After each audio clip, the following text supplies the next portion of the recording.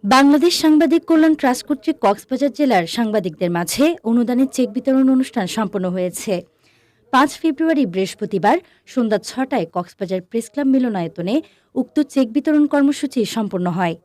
এতে প্রধান অতিথি হিসেবে উপস্থিত ছিলেন বাংলাদেশ সাংবাদিক কল্যাণ ট্রাস্টের ব্যবস্থাপনা পরিচালক মোহাম্মদ আবদুল্লাহ এবং বিশেষ অতিথি হিসেবে উপস্থিত ছিলেন কক্সবাজার সদর সার্কেলের অতিরিক্ত পুলিশ সুপার আহমেদ পেয়ার।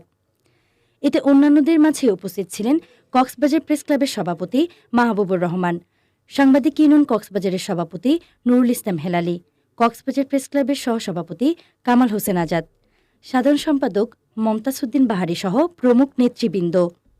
প্রধান অতিথি মোহাম্মদ আবদুল্লাহ তার এক সংক্ষিপ্ত বক্তব্যে বলেন, অতীতে আওয়ামী লীগ সরকারের আমলে কখনোই সরকারি এই টাকার প্রকৃত হকদার সাংবাদিকদের মাঝে বিতরণ করা হয়নি, ফলে বৈষম্য ছিল সর্বত্রই। জুলাই অভ্যুত্থানে ২০০ সহস্রাধিক ছাত্র জনতা শাহাদাতের মধ্য দিয়ে ফেসিবাদকে বিদায় করে দেশের নাগরিকদের ন্যায্যতা ফিরিয়ে দেওয়ার সুযোগ এসেছে। এর ধারাবাহিকতায় কক্সবাজারেও প্রকৃত হকদার সাংবাদিকদের বাছাই করে উক্ত অনুদানের অর্থ প্রদান করা হয়েছে।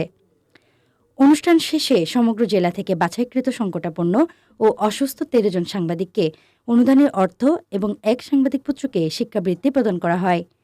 সাংবাদিকদের কল্যাণে এমন উদ্যোগকে স্বাগত জানিয়েছেন জেলার সাংবাদিক নেতৃবৃন্দ। Desk report, সমুদ্রবেলা।